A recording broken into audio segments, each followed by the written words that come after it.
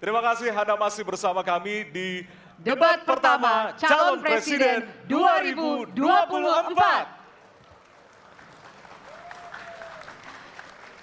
Hadirin, jika pada segmen sebelumnya pertanyaan dibuat oleh tim panelis, maka di segmen ini dan segmen selanjutnya pertanyaan murni dari para calon presiden. Jawaban pertanyaan akan ditanggapi oleh capres penanya untuk kemudian direspon kembali oleh calon presiden yang menjawab.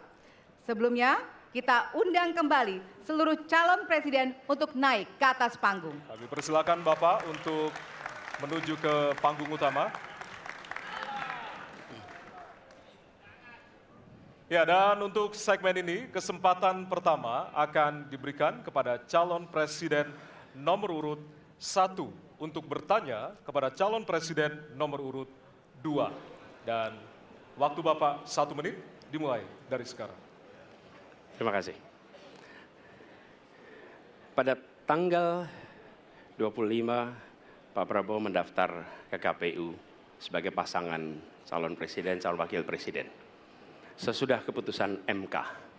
Dan kemudian di MK dibentuk MK yang hasilnya mengatakan bahwa terjadi pelanggaran etika berat yang menyebabkan keputusan yang dibuat oleh MK secara etika bermasalah. Kemudian Bapak punya waktu sampai dengan tanggal 13 November. Karena di situ adalah waktu terakhir untuk mengambil keputusan bila ada perubahan. Sesudah Bapak mendengar bahwa ternyata pencalonan persyaratannya bermasalah secara etika, pertanyaan saya, apa perasaan Bapak ketika mendengar bahwa ada pelanggaran etika di situ? Baik, waktunya habis. Kami berikan kesempatan kepada calon presiden nomor urut 2 untuk menjawab selama 2 menit. Waktunya dimulai dari sekarang. Jadi Mas Anies ya memang suatu perkembangan politik itu ada beberapa segi perspektif ya. Jadi tim saya, para pakar hukum yang mendampingi saya menyampaikan bahwa dari segi hukum tidak ada masalah. Masalah yang dianggap pelanggaran etika sudah diambil tindakan dan keputusan ya waktu itu oleh pihak yang diberi wewenang. Kemudian sudah ada tindakan, dan tindakan pun itu masih diperdebatkan karena yang bersangkutan masih memproses. Tetapi intinya adalah bahwa keputusan itu final dan tidak dapat dirubah. Ya, saya laksanakan. Ya, dan kita ini bukan anak kecil, Mas Anies. Ya. Anda juga paham, ya. Sudahlah ya. Sekarang begini, intinya rakyat yang putuskan, rakyat yang menilai. Kalau rakyat tidak suka Prabowo dan Gibran, nggak usah pilih kami, saudara-saudara sekalian. Dan saya tidak takut tidak punya jabatan, Mas Anies. Sorry ya. Sorry ya.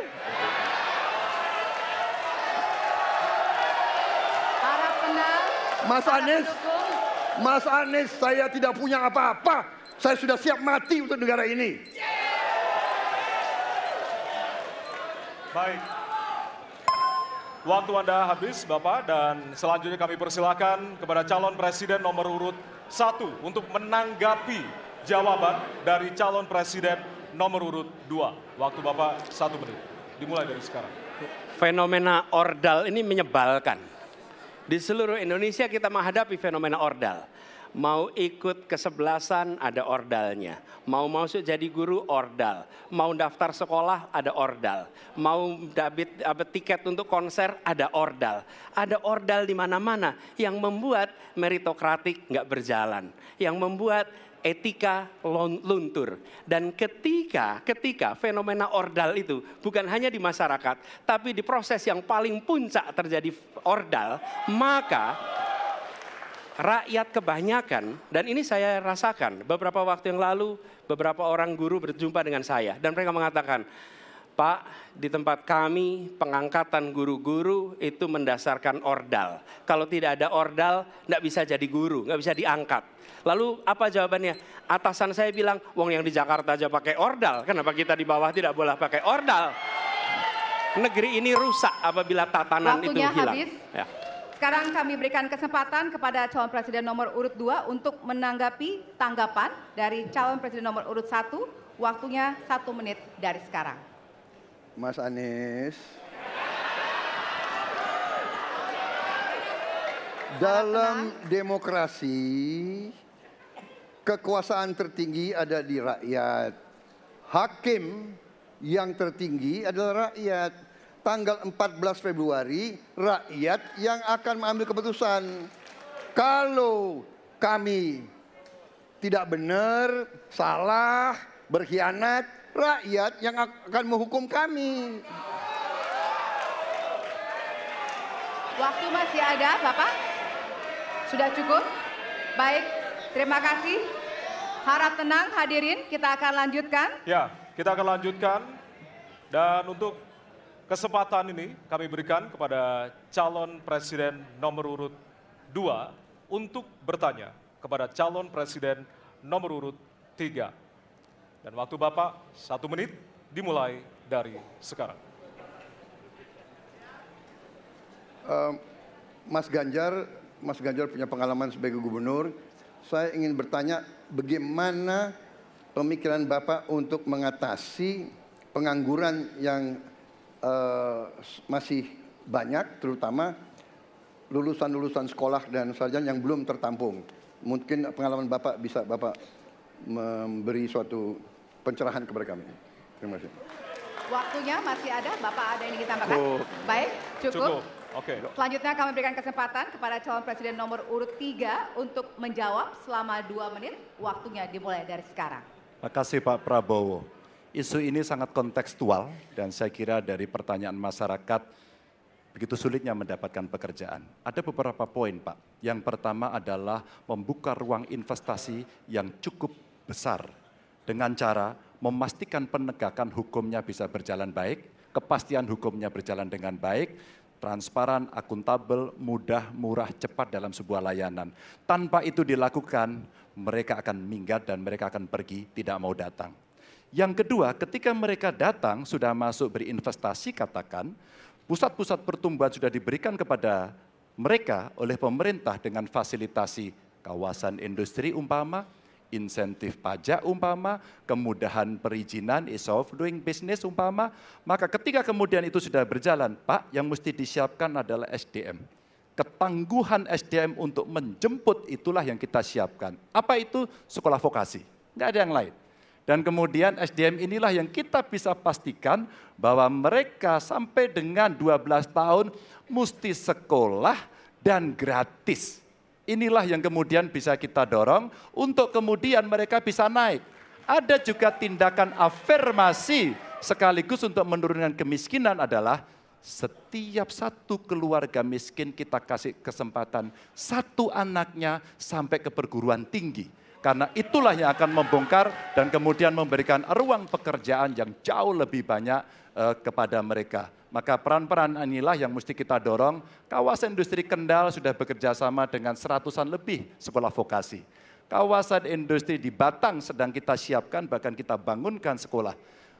Kerjasama antara pusat, provinsi, kabupaten menjadi begitu penting untuk memfasilitasi itu dan kemudian tugas kita mensosialisasikan untuk mereka bisa terlibat di dalamnya. Baik.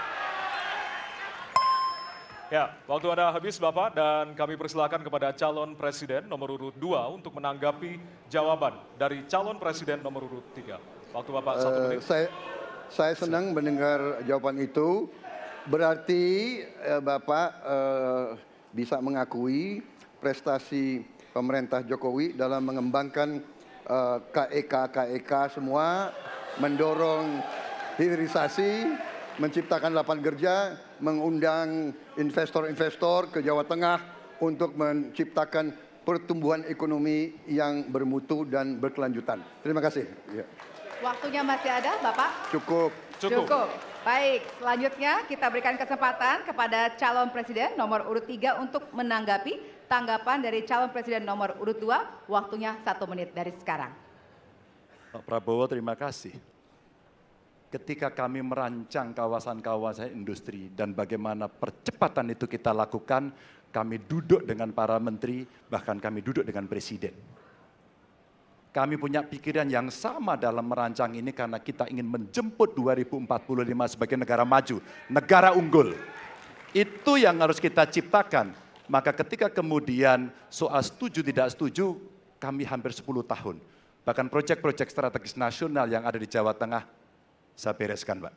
Karena itu bentuk tanggung jawab kami sebagai wakil pemerintah pusat di daerah, dan kami tahu posisi itu agar kita berada dalam satu barisan menjemput keunggulan Indonesia di 2045. Masih ada waktu, Bapak? Cukup. Cukup? Baik. Ya, dan selanjutnya kita akan berikan kesempatan calon presiden nomor urut 3 untuk bertanya kepada calon presiden nomor urut 1. Dan waktu Bapak 1 menit dimulai dari sekarang.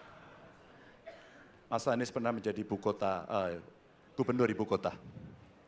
Dan hari ini menjadi isu publik, saya barusan dari IKN. Mas Anies, dengan berbagai kondisi yang ada di Jakarta, traffic jam, orang bermigrasi, bagaimana polusi yang terjadi, saya pengen dapat statement yang clear dari Mas Anies. Apa pendapat Mas Anies ketika kemudian Indonesia sentris itu ingin dibangun, mimpi besar anak bangsa sejak presiden sebelumnya ingin dibangun untuk memindahkan ibu kota dari Jakarta ke IKN. Silakan. Baik, waktunya masih ada, Bapak? Cukup. Cukup, baik. Terima kasih. Kemudian kami silakan calon presiden nomor urut 1 untuk memberikan jawaban selama 2 menit dimulai dari sekarang. Kalau ada masalah jangan ditinggalkan, diselesaikan. Itu filosofi nomor 1. Jadi ketika di Jakarta menghadapi masalah, maka masalah lingkungan hidup, masalah lalu lintas, kepadatan penduduk, ini harus diselesaikan. Ditinggalkan tidak kemudian membuat otomatis selesai. Justru ini yang harus dibereskan. Kalau kami melihat, begitu kita bicara lalu lintas, kontribusi aparat sipil negara di dalam kemacetan itu hanya 4-7%. Jadi nggak akan mengurangi kemacetan di sini. Yang kedua, soal lingkungan hidup. Kalau yang pindah itu pemerintah, bisnis, keluarga masih tetap di sini, masih tetap ada masalah. Karena itu kami berpandangan, masalah yang di Jakarta harus diselesaikan dengan transportasi umum yang dibangun.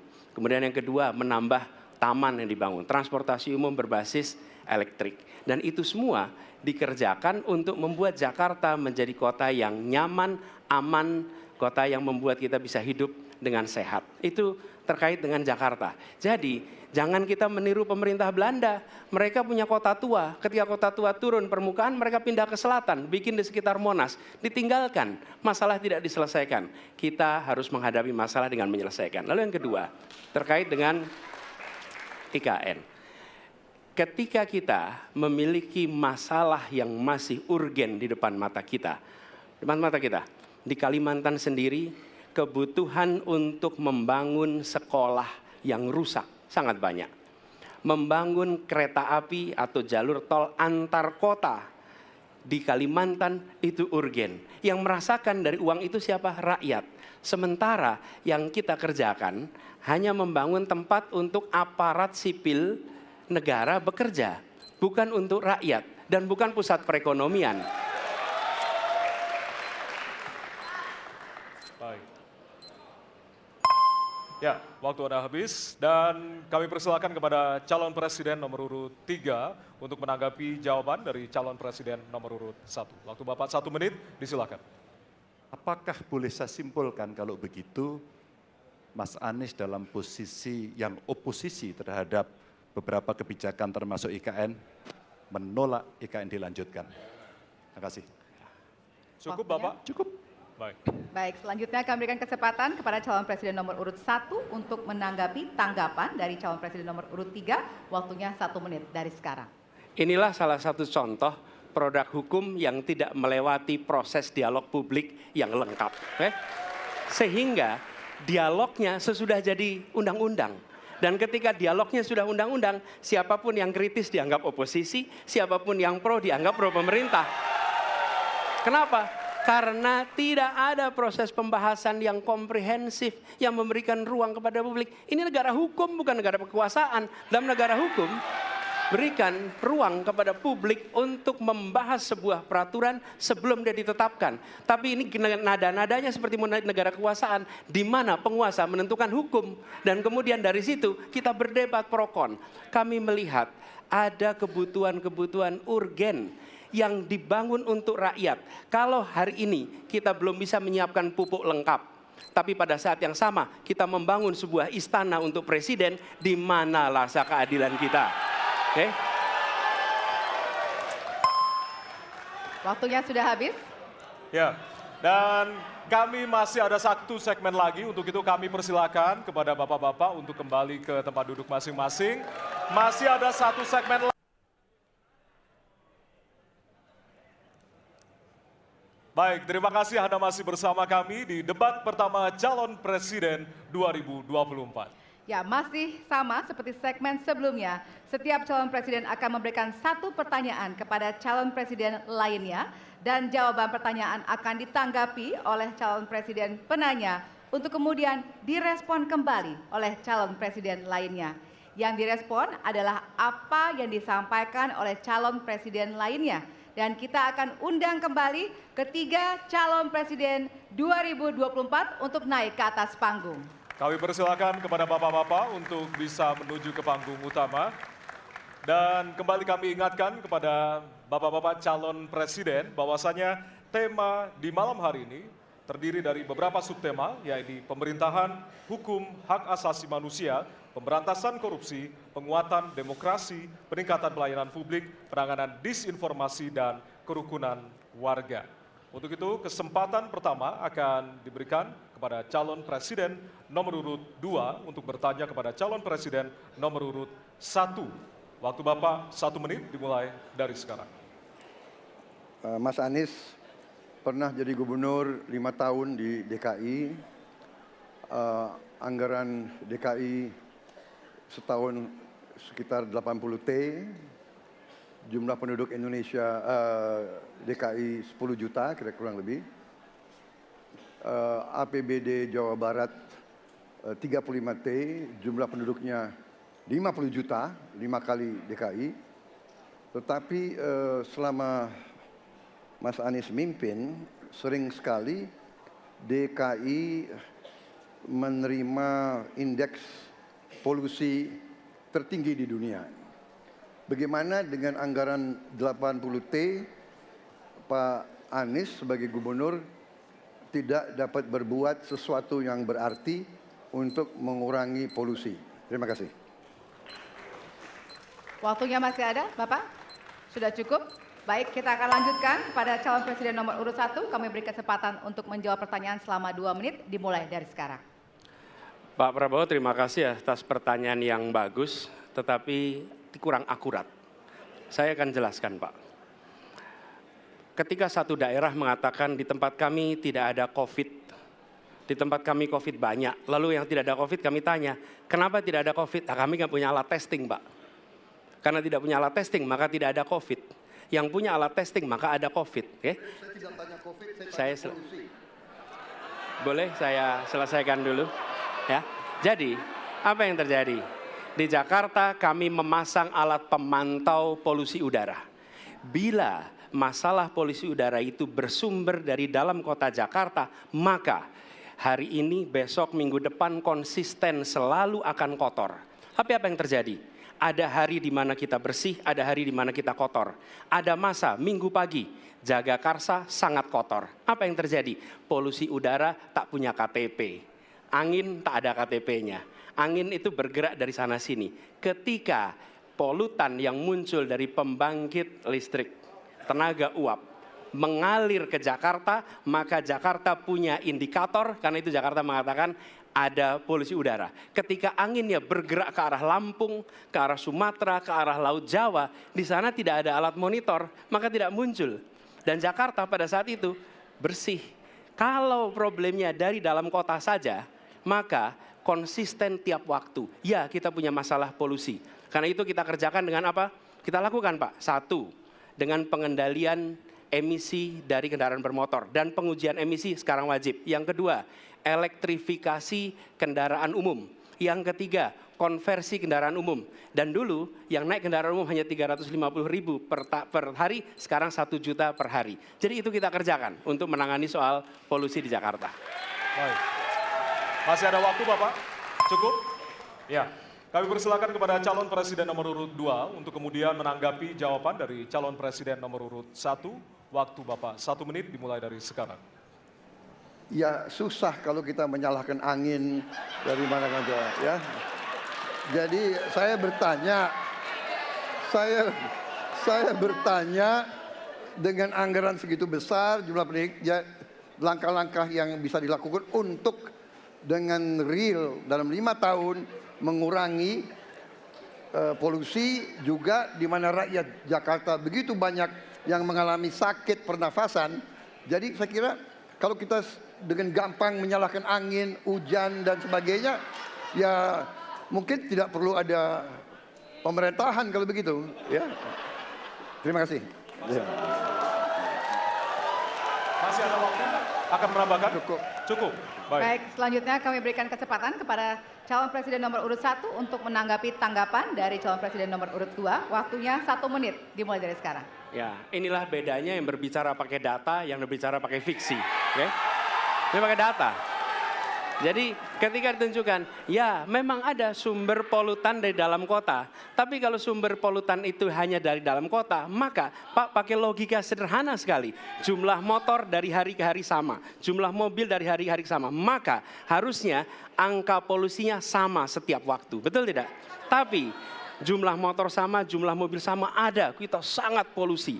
Ada sisi sangat tidak polusi. Nanti kalau perlu saya kirimkan gambar satelitnya kepada Bapak. Supaya Bapak bisa menyaksikan. Dan inilah mengapa kita mengambil langkah itu pakai ilmu pengetahuan, pakai data, dan menggunakan saintis untuk terlibat.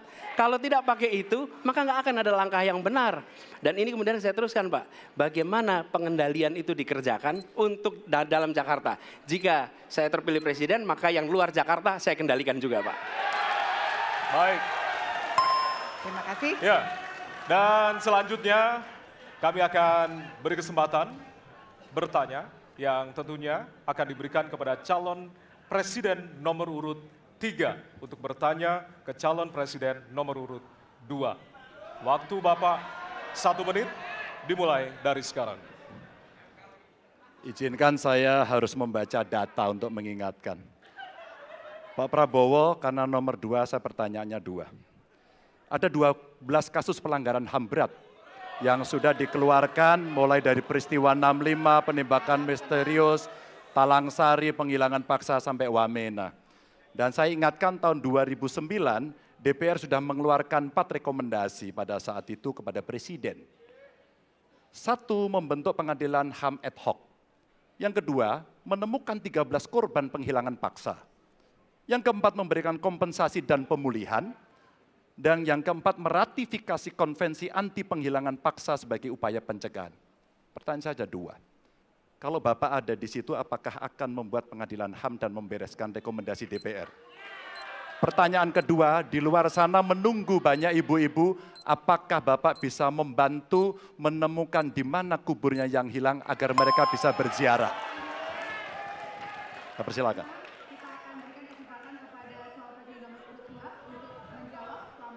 Waktunya dari sekarang. Pak Ganjar tadi justru Anda sebut tahun 2009 kan? Ya. Jadi sekian tahun yang lalu kan? Betul. Dan masalah ini ditangani justru oleh wakil presiden Anda. Ya. Ya. Jadi apalagi mau ditanya kepada saya? Saya sudah menjawab berkali-kali, ada rekam digitalnya. Saya sudah jawab berkali-kali. Tiap 5 tahun kalau poling saya naik, ditanya lagi soal itu.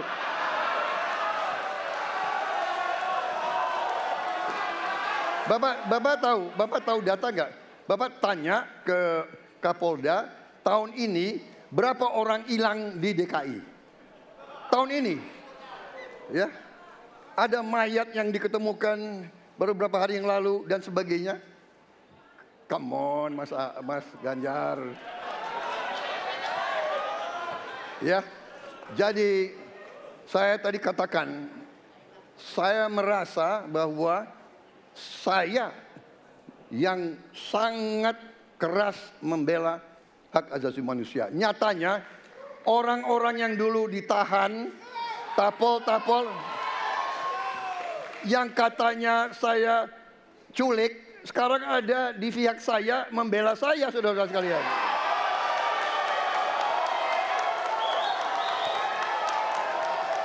Jadi masalah HAM jangan dipolitisasi, Mas Ganjar, ya. Menurut saya, ya. Saya kira begitu jawaban saya. Masih ada waktu, Dan Bapak? kedua, Pak. Akan menambahkan? Cukup. Cukup, baik. Dan selanjutnya kami persilakan kepada calon presiden nomor urut 3 untuk menanggapi jawaban dari calon presiden nomor urut 2. Waktu Bapak 1 menit, dimulai dari sekarang. Pak Prabowo ini punya ketegasan yang luar biasa. Luar biasa. Tapi sayang pada dua jawaban ini sama sekali tidak punya ketegasan itu. Kenapa saya sampaikan? Pertanyaan saya sebenarnya satu, apakah kalau Bapak jadi presiden akan membuat pengadilan HAM? Pertanyaan nomor kedua, apakah Bapak bisa menemukan, menunjukkan, membantu pada keluarga agar kemudian mereka bisa berziarah? Dua ini sama-sama tidak dijawab. Maka kalau kemudian saya boleh meminta, kalau saya jadi presiden, Pak, saya akan bereskan ini, Pak. Agar kemudian dalam kontestasi pilpres berikutnya, ini tidak akan muncul lagi karena presidennya tegas menuntaskan pekerjaan itu pada eranya. Terima kasih. Waktunya masih ada, Bapak? Cukup. Cukup. Baik, kita berikan kesempatan kepada calon presiden nomor urut 2 untuk menanggapi tanggapan dari calon presiden nomor urut 3. Waktunya 1 menit dari sekarang. Loh, kok dibilang saya tidak tegas? Saya tegas akan menegakkan hak asasi manusia. Masalah yang Bapak tanyakan agak tendensius. Kenapa yang 13 orang hilang pada saat itu ditanya kepada saya? Itu tendensius, Pak Ganjar, ya. Itu tendensius. Dan wakil Bapak yang mengurus ini selama ini. Jadi kalau memang keputusannya mengadakan pengadilan HAM, ya kita adakan pengadilan HAM. Nggak ada masalah. Ya. Baik. Sudah, Pak? Masih ada waktunya, waktu? Pak? Sudah cukup, Ya. Pak Prabowo? Namanya usaha. Terima kasih. Sudah cukup? Baik. Oke. Ya, dan Harap selanjutnya tenang.